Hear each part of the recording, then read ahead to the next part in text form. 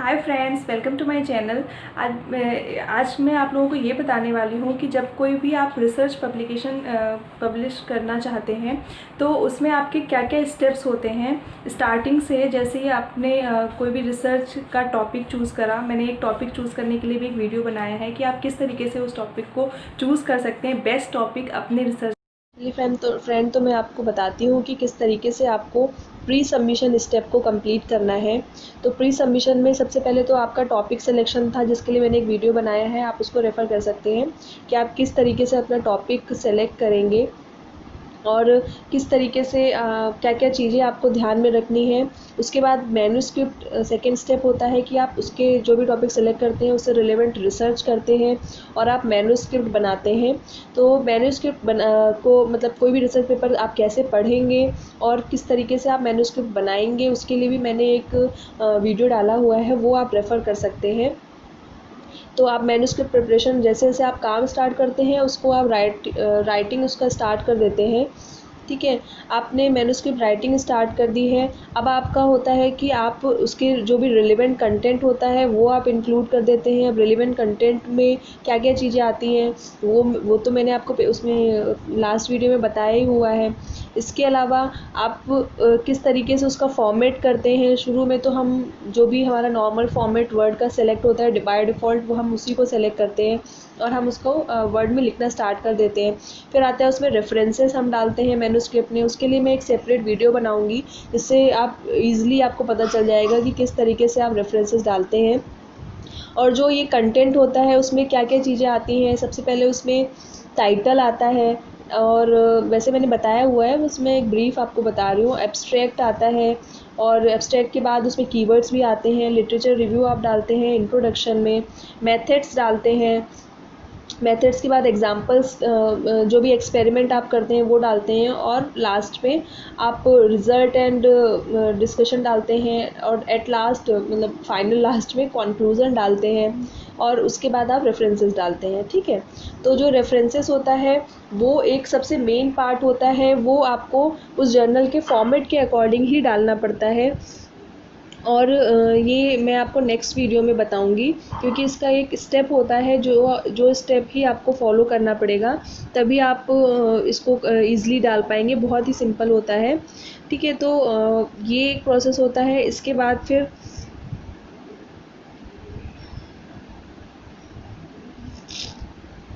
अब आपने आपने ये सारी चीज़ें कर ली हैं। इसके बाद आप जर्नल सेलेक्ट करेंगे।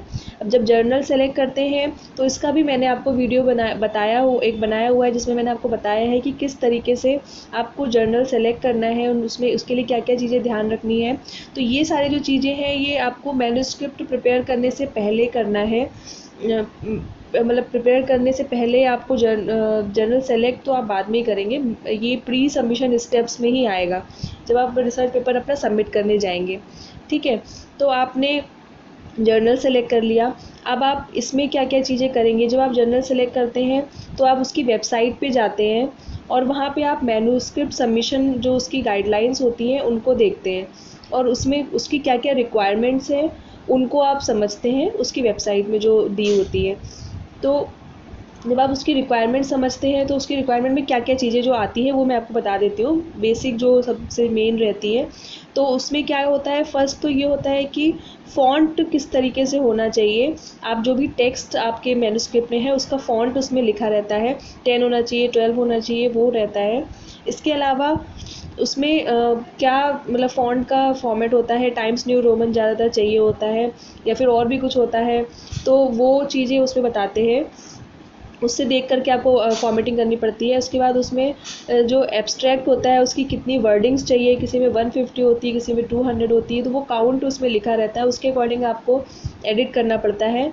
कुछ में ग्राफिकल एब्स्ट्रैक्ट चाहिए होता है, कुछ में नहीं चाहिए होता है। तो कुछ जर्नल के लिए वो मैंडेटरी होता है और कुछ के लिए वो ऑप्शनल होता है। दोनों ही केसेस में आपको ग्राफिकल एब्स्ट्रैक्ट को सबमिट करना चाहिए, क्योंकि ये एक ब्रीफ इंट्रोडक्शन देता है आपके टॉपिक का। तो मान लीजिए आपने ग्राफिकल एब्स्ट्रैक्ट सबमिट करा तो वो बहुत ही अच्छा ग्राफिकल एब्स्ट्रैक्ट अगर आपने सबमिट करा तो आपके पेपर को ज़्यादा हिट्स मिलते हैं। तो ग्राफिकल एब्स्ट्रैक्ट किस तरीके से बनाना है ये मैं आपको बताऊंगी। बहुत ही सिंपल तरीके से आप बना सकते हैं। तो ये इसके लिए मैं नेक्स्ट वीडियो बनाऊंगी जिसमें आपको पूरी इन्फॉर्मेशन मिलेगी कि आप ग्राफिकल एब्स्ट्रैक्ट में आपको क्या क्या चीज़ें डालनी चाहिए और किस सॉफ्टवेयर में बनाना चाहिए और किस तरीके से बनाना चाहिए। ठीक है, तो इसके लिए आप मेरे साथ कनेक्टेड रहिएगा और नेक्स्ट वीडियो में मैं आपको इसकी डिटेल बताऊँगी। अब मान लीजिए ये मैंडेटरी है या ऑप्शनल है, इसमें आपको दोनों ही केसेस में ये चीज़ें देखना ज़रूरी होता है।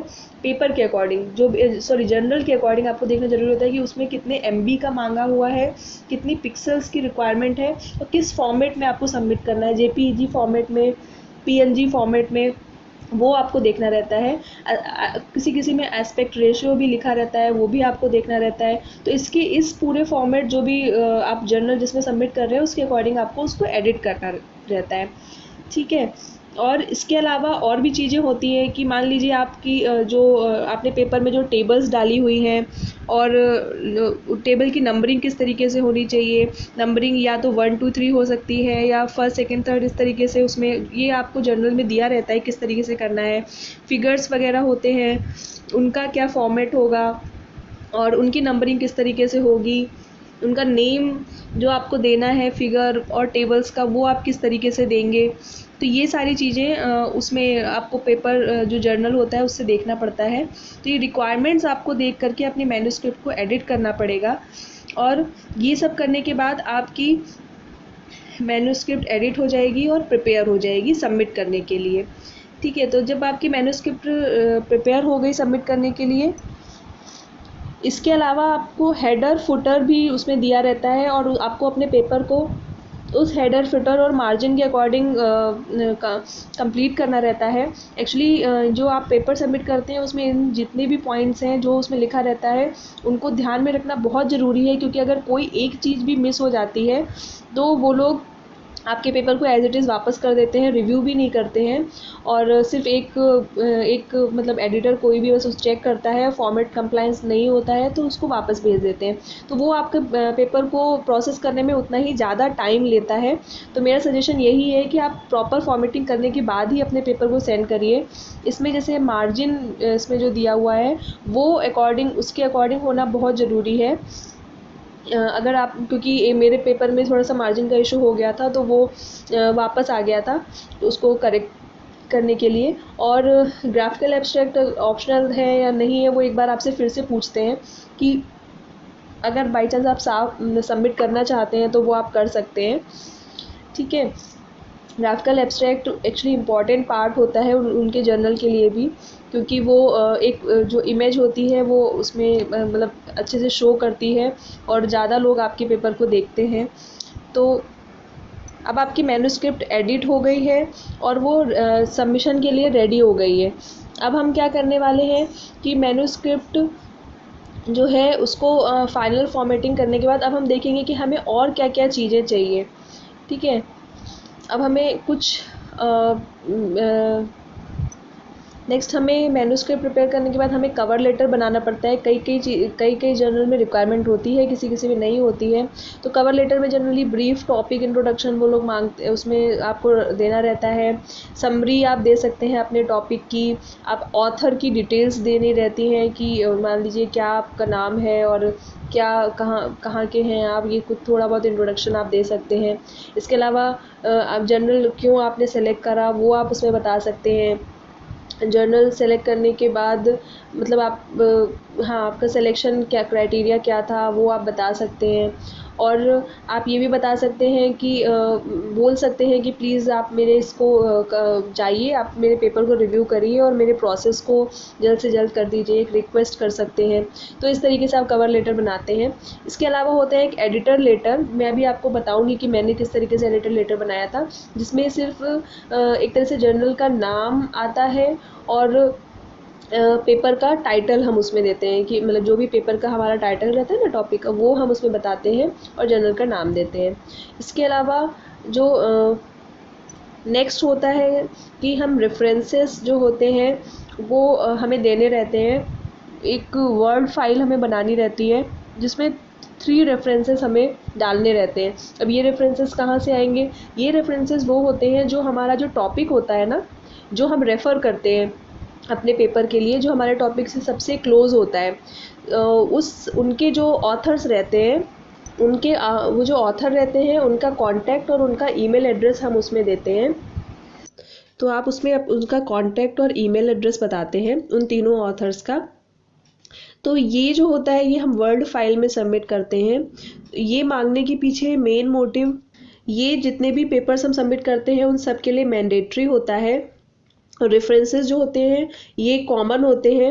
मान लीजिए कि आपका पेपर, आप चाहते हैं, आपका एक जगह से पेपर रिजेक्ट हो गया और अब आपको दूसरे जर्नल के लिए भेजना है, तो रेफरेंसेस आपके कॉमन रहते हैं, उसमें कोई एडिट करने की ज़रूरत नहीं पड़ती है। एडिटर लेटर जो होता है उसमें आपको टाइटल सेम रहता है, जर्नल का जो नाम होता है वो चेंज करना पड़ता है। तो जो एडिटर लेटर होता है उसमें आपको एडिट रिक्वायर्ड होता है, ठीक है। और इसमें तो एडिटर एडिटर लेटर जो है इसमें एडिट रिक्वायर्ड होता है। और इसमें माइनर एडिट होता है जो कि आप किसी में भी कर सकते हैं, बहुत कम टाइम लेता है। तो और नेक्स्ट होता है कवर लेटर। इसमें भी आपको थोड़े बहुत एडिट करने पड़ते हैं, जैसे कि जर्नल सेलेक्ट आपने क्यों किया तो उस जर्नल का नाम आपको डालना पड़ता है, एडिट रिक्वायर्ड होता है इसमें भी। मैन्युस्क्रिप्ट में भी एडिट रिक्वायर्ड होता है, अगर आप किसी और जर्नल में सबमिट करेंगे तो वो उसमें आपको फॉर्मेट के अकॉर्डिंग, जो भी नेक्स्ट फॉर्मेट होगा उसके अकॉर्डिंग आपको कंप्लायंस करना पड़ता है। तो इसमें भी एडिट रिक्वायर्ड होता है। लेकिन आपको ये इस बात का ध्यान रखना बहुत ज़रूरी है कि आप किसी भी दो जर्नल में एक साथ पेपर सेंड नहीं कर सकते हैं। जब आपका एक जर्नल ने आपका पेपर रिजेक्ट कर दिया है तब आप किसी दूसरे जर्नल में सबमिट करते हैं। नेक्स्ट होता है ग्राफिकल एब्स्ट्रैक्ट। तो ग्राफिकल एब्स्ट्रैक्ट में भी कोई एडिट नहीं चाहिए होता है, एक बार आपने बना लिया है तो वो आप कितनी भी जर्नल में जहां भी आप सेंड करेंगे वहां पे आप सेम ग्राफिकल एब्स्ट्रैक्ट सेंड कर सकते हैं। तो ये जो प्रोसेस मैंने आपको बताया है, एडिट नो एडिट, ये मैंने आपको इसके लिए बताया है कि मान लीजिए एक जगह से रिजेक्ट हो जाता है, दूसरी जगह करना है, तो आपको क्या क्या फिर से काम करना पड़ेगा, ठीक है। तो क्या क्या आपको फिर से काम करना पड़ेगा, तो इन सब चीज़ों को आपको ध्यान रखना है। और अगर आप सेम पेपर सेम जर्नल में सबमिट कर रहे हैं और आपका पेपर एक्सेप्ट हो जाता है तुरंत, तो आपको बस एक बार ही ये सब कुछ काम करना पड़ेगा और एडिट वेडिट की रिक्वायरमेंट नहीं होगी। तो जो रेफरेंसेस होते हैं इसके लिए मैं जो पेपर में वो करते हैं उसके लिए तो मैं वीडियो बनाऊंगी। लेकिन जो ये रेफरेंसेस होते हैं, ये जो जर्नल होता है वो इन ऑथर्स को ही आपका पेपर रिव्यू करने के लिए दे सकता है, या फिर वो किसी और ऑथर को भी दे सकता है जो भी अवेलेबल होता है। वो इन ऑथर्स के पास रिक्वेस्ट भेजते हैं, अगर वो एक्सेप्ट हो जाती है, एक्सेप्ट हो जाने के बाद वो उसको रिव्यू करते हैं और वो ही रिव्यूअर्स हमारे पेपर को रिव्यू करते हैं, वही हमारे पेपर के लिए रिव्यूअर बन जाते हैं जो हम रेफरेंसेस देते हैं। मान लीजिए उनमें से कुछ ने नहीं एक्सेप्ट करा, या जो भी केस रहता है वो अपने ऑथर्स भी सेलेक्ट कर सकते हैं आपके पेपर को रिव्यू करने के लिए, अवेलेबिलिटी पे डिपेंड करता है। ऐसा नहीं है जो आपने 3 दिए वही 3 आपके रिव्यूअर बनेंगे, वो मैंडेटरी नहीं होता है कोई भी रिव्यूअर, लेकिन आपसे वो एक लिस्ट मान लेते हैं। मान लीजिए उनमें से कोई उनकी लिस्ट में है तो वो उनको ही डायरेक्ट आपका पेपर सेंड कर देंगे। तो ये एक सिचुएशन होती है। तो उसके अकॉर्डिंग वो उसमें रिव्यूअर सेलेक्ट करते हैं, और उसके अकॉर्डिंग जो रिव्यूअर जो होता है वो आपके टॉपिक के स्कोप से ही रिलेवेंट होता है। नेक्स्ट होता है कि जो आपका पेपर है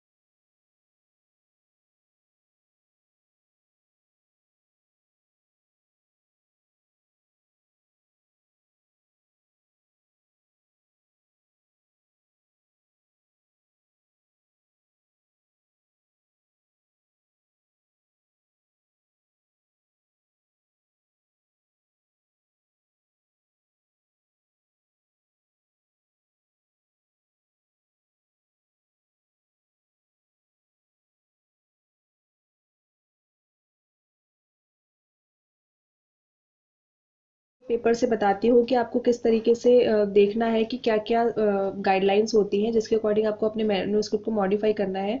तो उसके लिए मेरा जैसे अप्लाइड नैनो साइंस पेपर था, तो मैं उसकी सबमिशन गाइडलाइंस में गई और सबमिशन गाइडलाइंस में जा करके मैंने नीचे देखा, ये जो जैसे कंटेंट आप देख सकते हैं इसमें क्या क्या चीज़ें होती हैं। ऑथर्स के लिए इंस्ट्रक्शन दिया हुआ है, यहाँ पर टाइटल पेज रहता है, टेक्स्ट रहता है, रेफरेंसेस रहते हैं, टेबल्स होता है, क्या क्या चीज़ें आप अपने मैन्युस्क्रिप्ट में डालते हैं वो एक लिस्ट यहाँ पे दी हुई है। इसके बाद फिर आते हैं तो इंस्ट्रक्शन फॉर ऑथर्स। ऑथर के लिए इंस्ट्रक्शन होता है कि कोई भी पब्लिकेशन जो है वो आपने वो को ऑथर से भी अप्रूव्ड होनी चाहिए और आपकी रिस्पॉन्सिबिलिटी है, ये सब चीज़ें इसमें लिखी रहती हैं। इसके अकॉर्डिंग परमिशंस वगैरह आपको देना रहता है। ऑनलाइन सबमिशन अगर आप कर रहे हैं तो उसका किस तरीके से आप करेंगे, हाइपर लिंक पे क्लिक करेंगे और उसके बाद आप अपने डॉक्यूमेंट्स अपलोड करेंगे, सिंपल प्रोसेस होता है। उसके बाद आप नीचे आएंगे तो आप देखेंगे कि टाइटल पेज किस तरीके से बनाना है, उसमें ऑथर का नेम होगा, टाइटल इंफॉर्मेटिव टाइटल होना चाहिए, ऑर्किड आईडी अगर आपकी जनरेटेड है तो वो आपकी होनी चाहिए। ठीक है, इसके अलावा एब्स्ट्रैक्ट में आएंगे तो एब्स्ट्रैक्ट में उसमें लिखा हुआ है, देखिए वर्ड्स लिमिट लिखी हुई है आपकी 150 से 250 वर्ड्स की एब्स्ट्रैक्ट होना चाहिए। और किस तरीके से होना चाहिए, कीवर्ड्स 4 से 6 कीवर्ड्स ही होनी चाहिए आपकी। इसके अलावा अगर आपको कोई डिक्लेरेशन देना है तो वो होता है एब्स्ट्रैक्ट की जो वर्ड लिमिट है, ये आपको ध्यान रखना बहुत ज़रूरी है। तभी आप अपने पेपर में आपने बहुत बड़ा एब्स्ट्रैक्ट लिख दिया है तो वो एक्सेप्ट नहीं होगा।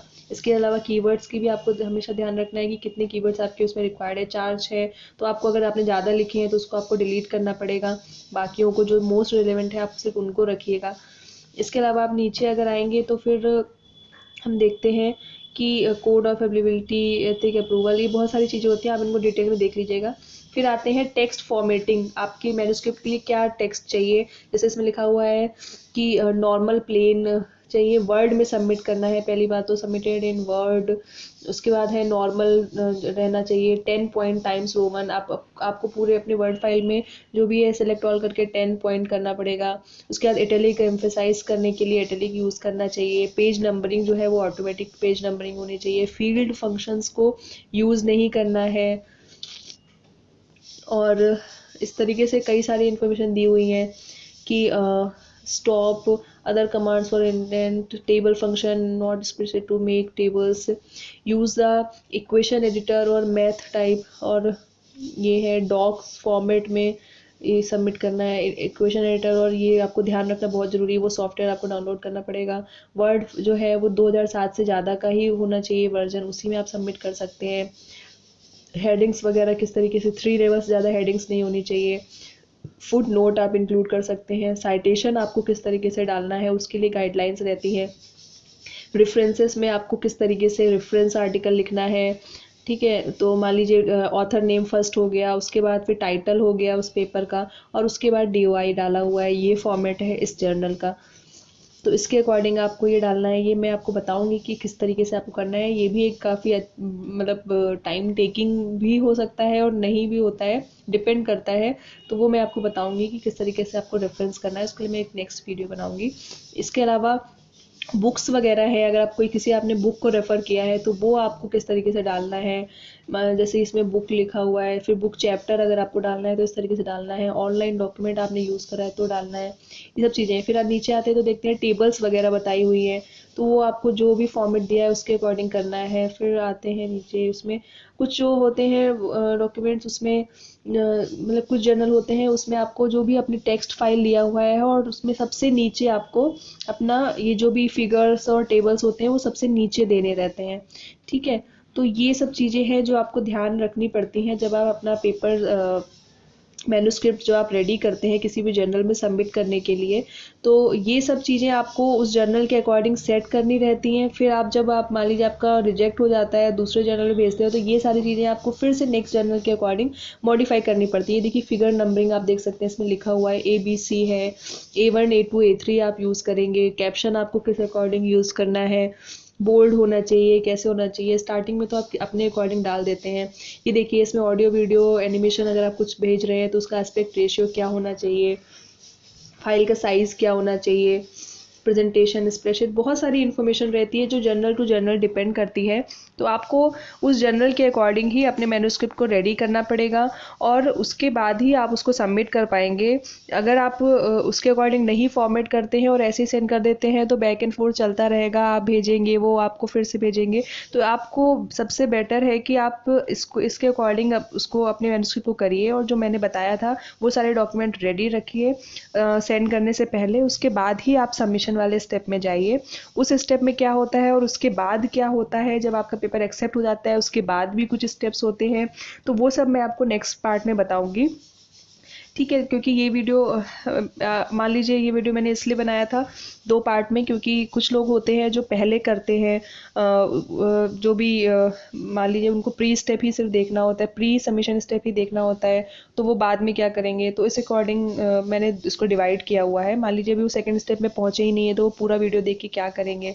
तो ये मेरा एक मेन एम था। अब मैं आपको बताती हूँ कि एडिटर लेटर किस तरीके से आप कर सकते हैं। तो एडिटर लेटर में मैंने आप देख सकते हैं ऊपर कॉलेज का जो लेटर हेड होता है उसमें बनता है। इसके अलावा इसमें एडिटर, टू एडिटर, ये 3 बायोटेक जो है ये पेपर का नाम है। फिर हम टाइटल डाल देते हैं, ठीक है। फिर इसमें एक छोटा सा ब्रीफ डिस्क्रिप्शन डाल दिया है पेपर का, और we kindly request you to consider this as a paper, वो हम उनको बोल देते हैं कि प्लीज़ उसको कंसीडर करिए। आई होप फ्रेंड्स आपको मेरा वीडियो पसंद आया होगा, आपको काफ़ी कुछ इससे सीखने को मिलेगा। और अगर आपको इसके बाद के स्टेप्स देखने हैं तो आप मेरा जो सेकेंड पार्ट में मैंने डाला हुआ है वो आप देखिए, और आप इसके अकॉर्डिंग ही अपने मैन्युस्क्रिप्ट को प्रिपेयर करके सबमिट करिए। और मेरी पूरी उम्मीद है कि आपका पेपर एक्सेप्ट होगा।